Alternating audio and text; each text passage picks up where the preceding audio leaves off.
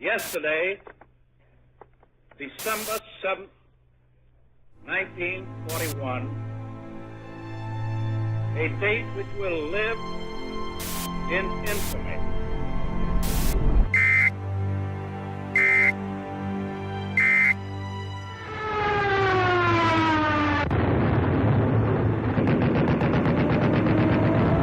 The United States of America was suddenly and deliberately attacked by naval and air forces of the Empire of Japan.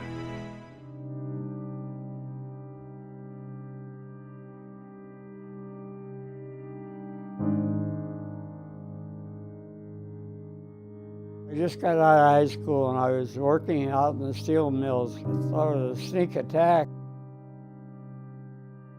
Roosevelt came on the radio and said we were at war then with Japan.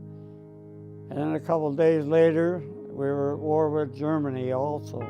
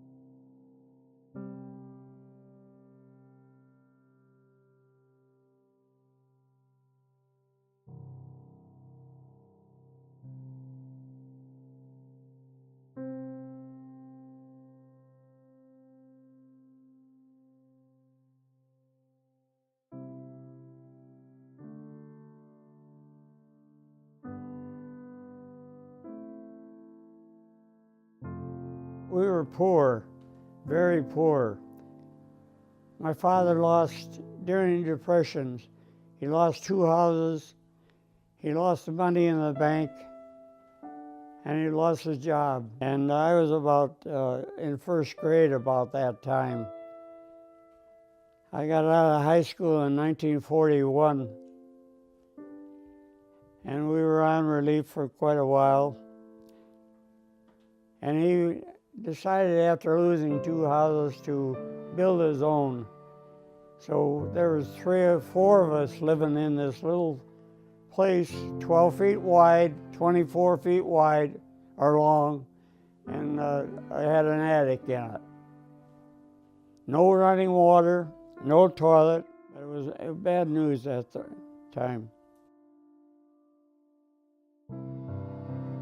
The Second World War started in 1939 and ended in 1945. The war involved a vast majority of the world's countries, which then eventually formed the Allies and Axis. The United States, however, did not enter the war until the Japanese bombed Pearl Harbor on December 7th of 1941.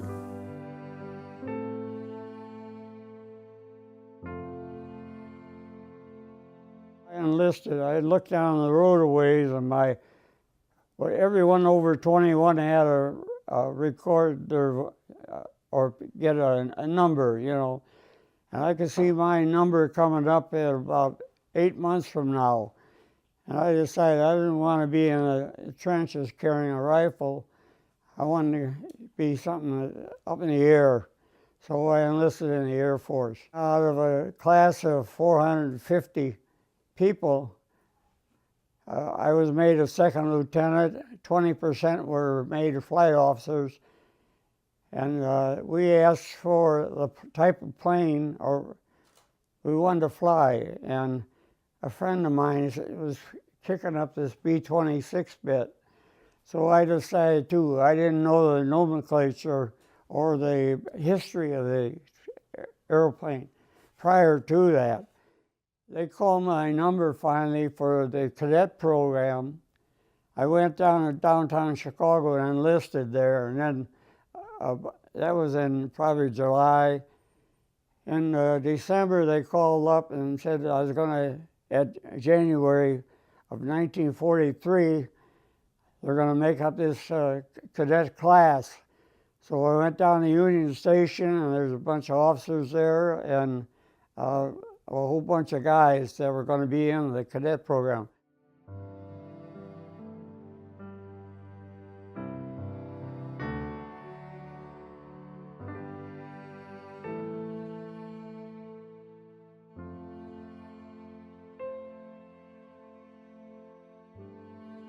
We went to Shepherd Field, Texas by train, Dodge City, Kansas to learn how to fly it.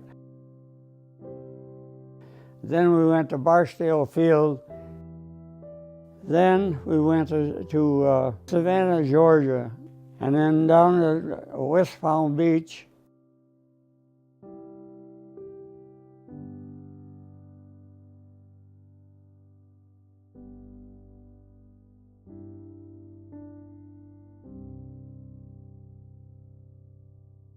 And the maintenance was poor, very poor.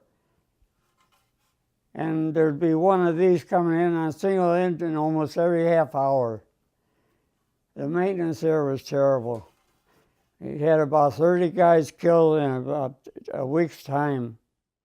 A friend of mine that we got leave and we went to home on, and came back and he got killed about a month later or a week later. They were taken off and they got a single engine. They decided to abort the takeoff, and they got down the runway and they slid along, and there was a big drainage ditch at the end, and they hit that, and he went right through his parachute and got killed right now.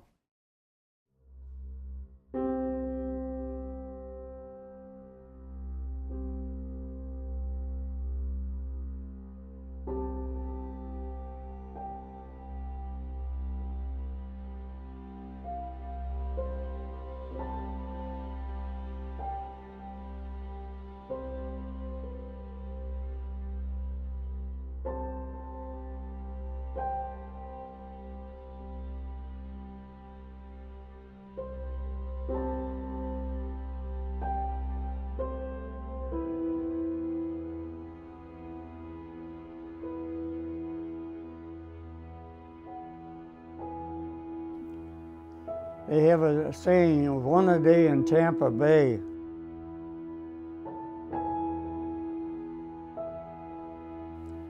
Tampa was a training base to begin with. People didn't know what to do with the airplane, and so they dumped 4 of these into the ocean or into the bay and killed everybody.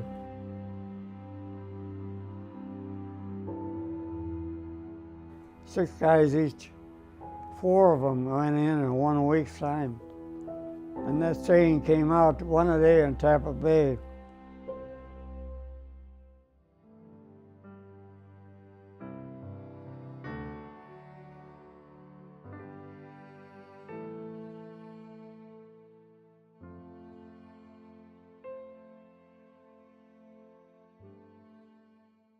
We went from there to Puerto Rico, and then down to Berlin, or Brazil, Berlin. And from there we went over to cross the Amazon jungle. And Lord knows what would happen if you went down the jungle. But anyway, we got over to Natal, and from Natal over to the Ascension Islands. And from there, we went over to Nigeria, and then Nigeria up to Dakar, Africa. And then from Dakar to Marrakech, and then from there to England.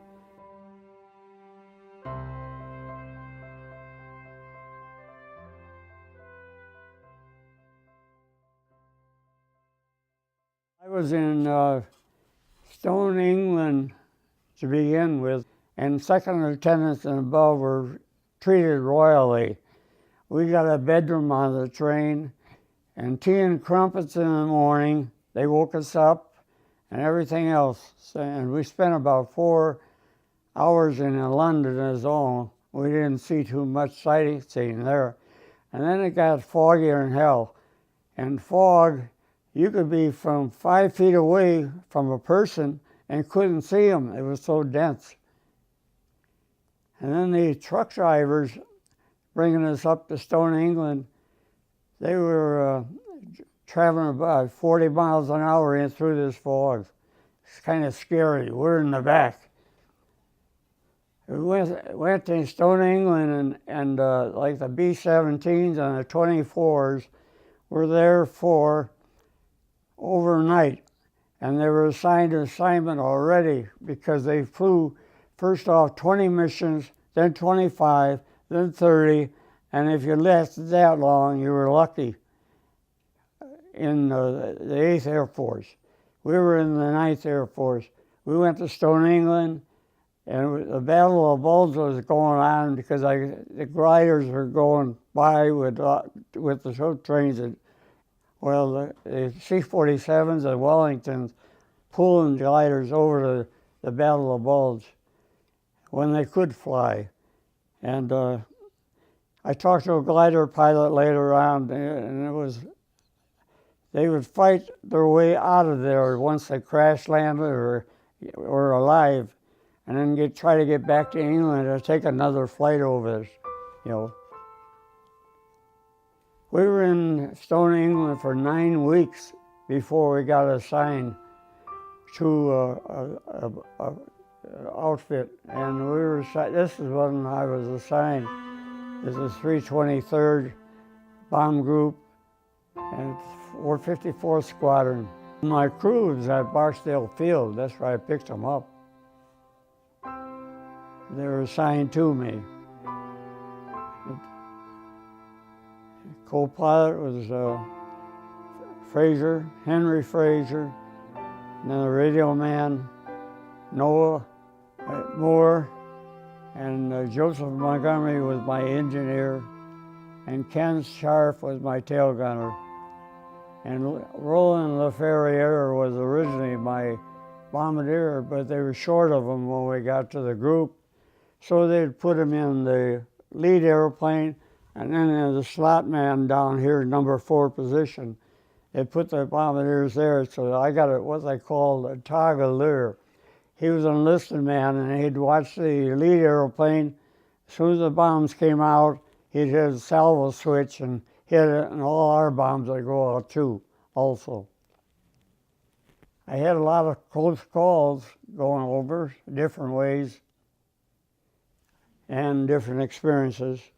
The first was at Barksdale. We were in a 48-ship formation and started smelling gasoline in the bomb bay. Any spark would have set it off or blown us up probably, or there's a possibility. I didn't even think about that. And I told the bombardier to go up in the nose and open the bomb bay doors anyway. And we aired it out. We were okay. And we aborted a couple more that we never crossed the imaginary line on the ground, which is called the bomb line. And from that, we had one general, I forgot his name, but he moved up on the ground troops ahead of that bomb line, and he got bombed and killed, one of our own generals.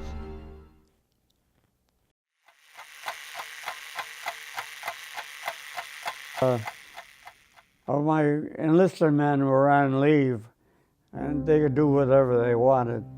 But I had a different crew with me, or 3 enlisted men. And I told we were at each station they were, and then all of a sudden the airplane starts changing pitch. It started going down, and I trimmed it all up. I'm flying formation now. And then out of the corner of my eye, here's a guy standing there. He's supposed to be on the top turret. I told him, I said, get back there. But that's how critical the 26 was. He walked through the center of gravity again, going back to the top turret, and it was enough to make the airplane go down again. So I had to level it up again. But anyway, there was only one incident with that. It's amazing to me with modern airplanes.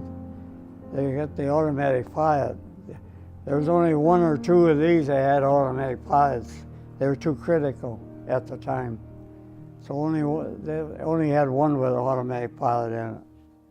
But now you can get on an airline and 100 people can get up and walk around and you won't even know the difference in the pitch or anything else on the airplane. It's the second to last mission, and at that time I had a toggler, a enlisted man, for acting as bombardier, and he was on his 61st mission to the 65th, it's the end of the tour. At the 64th mission, we got jumped by the German jets, the Me-262s, and it's like mixing apples and oranges. You know, they're very, very fast. The only trouble that saved our bacon was that they were so fast, they had really had to aim the whole airplane at, and they were coming in so fast on us. They would make one pass, and then their fuel was only good for about a half an hour, and then they became a glider. We came in on this mission, and we went to rendezvous point for our fighters, and they were all on the ground getting rearmed and fueled again. And so anyhow, we rendezvoused up there, and we had to make another turn looking for fighters, and we only got 3. We should have had 15 fighters up there with us, but we only got 3.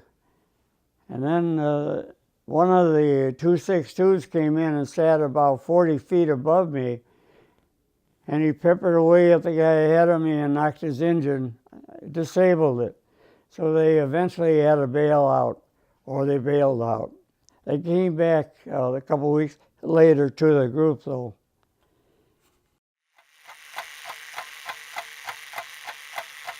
The last flight I took, I was going to try to check out my co-pilot, and I had him in the left seat, and I'm going down the runway. We shot one landing. He did pretty good on that. We taxied around, went through the checklist, and I didn't see this one item that he forgot because it was around on the other side of the pedestal. Anyway, we went through the checklist. I thought he did it all complete. So we're going down the runway now, and we're not going very fast, and about 2 seconds from the end of the runway, I look out, and it looked like we're doing 90 miles an hour. We're still on the ground. We should have been about 150 feet in the air and doing 150 miles an hour or better, and we're still on the ground. And I hit him on the shoulder to take over, and I'm in this Mickey Mouse seat rocking back and forth. Anyhow, as soon as I got the airplane, I knew what was wrong. The plane wanted to go up in the air. He forgot the elevator trim. He had it in for landing, which with 400 horsepower off, or not 400, 4,000 off, we had 2,000 each engine. With that power off now, and set up for glide slope coming in for landing, it was like this. But as soon as you apply power, that plane wanted to go straight up in the air. And I reached over and I spun the elevator trim to down nose because the plane was trying to go up.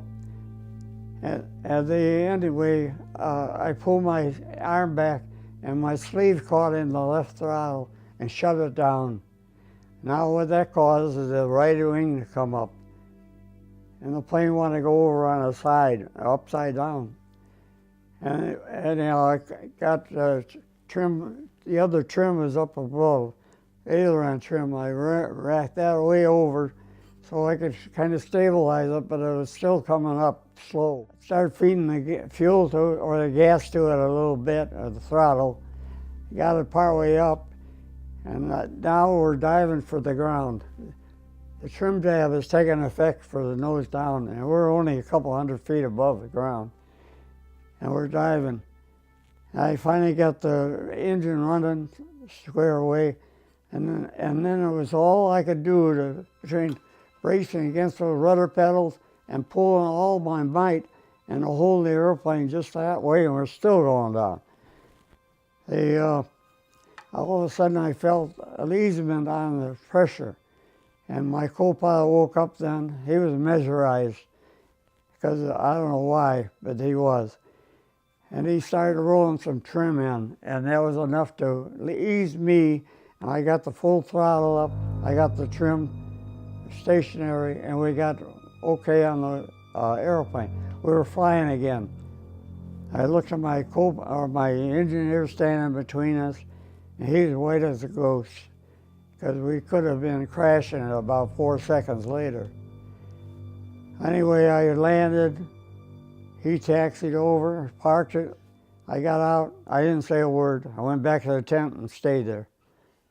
But I never chewed anybody out or nothing, because it was just an honest mistake, I guess, but it almost cost us our lives there.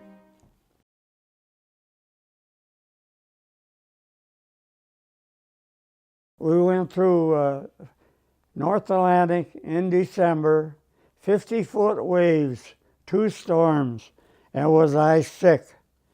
And then here's a couple of MP officers that were, or MP officers then, and they're walking around having a good old time. They call me Sack, because every time, if I laid down, I was okay. If I got up, and they had a small room from about here to the wall that was like a mess hall for the officers. And you could go in there and grab an apple, orange, or order a breakfast, you know.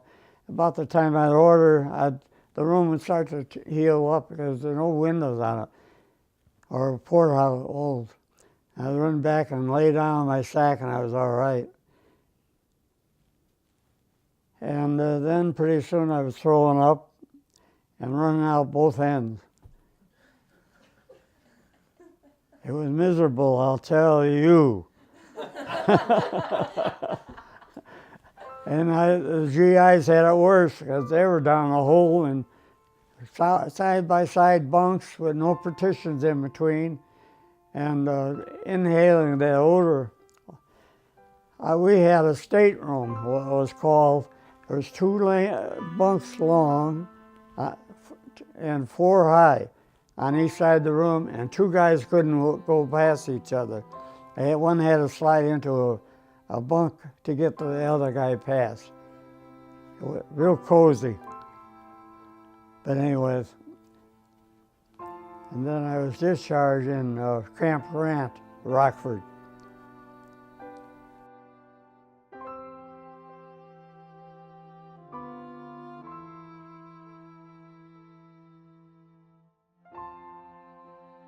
Who would you write to at home? A lot of girls.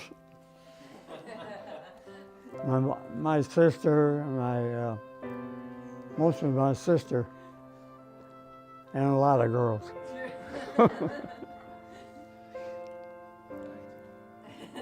So I'd get mail every day, or pretty much so.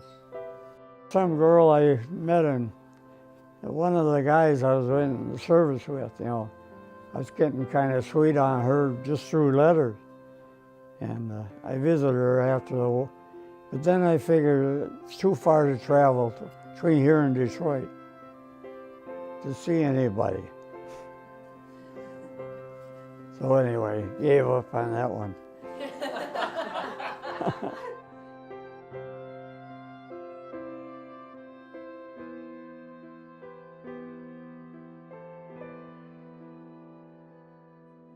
I found my true love, my wife,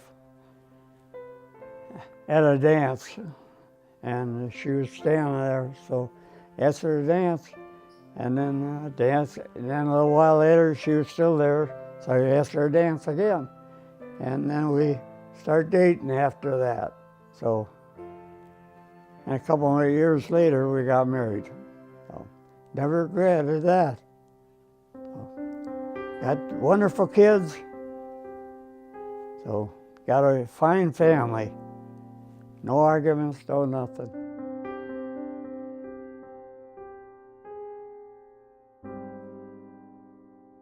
The Harlem Veteran Project is a class that you can take here at Harlem. It's not an ordinary class where you just learn through a textbook and doing homework. You sit in front of a computer and you work on your veterans documentary all year round. There is a lot of responsibilities and deadlines that go into this project. Being a part of VetDoc has been such an honor and it has changed my way of appreciation. I've learned not to take anything for granted and that people sacrifice everything for us just to keep our country safe. Dear Frank, I wanted to let you know how much your story has impacted me. Your service in the United States Air Force during World War II is truly heroic and remarkable. Knowing I have had the honor to make a documentary out of your story is something I will never forget. You are courageous, and I wouldn't know where I would be if it weren't for you and the many other men that have fought for my freedoms and rights. Although we have never met, your story has impacted me for the rest of my life. Your story has taught me to be fearless and to make sacrifice for others. It has been an honor to hear your story and to learn what it means to be a hero. I hope someday we could meet, but until that day comes, I will carry your story with me forever. You are a hero, and I have really enjoyed working on your documentary. Thank you again for your service and for sharing your story with the Harlem Veteran Project. Sincerely, Megan Kempthorne and the Harlem Veteran Project.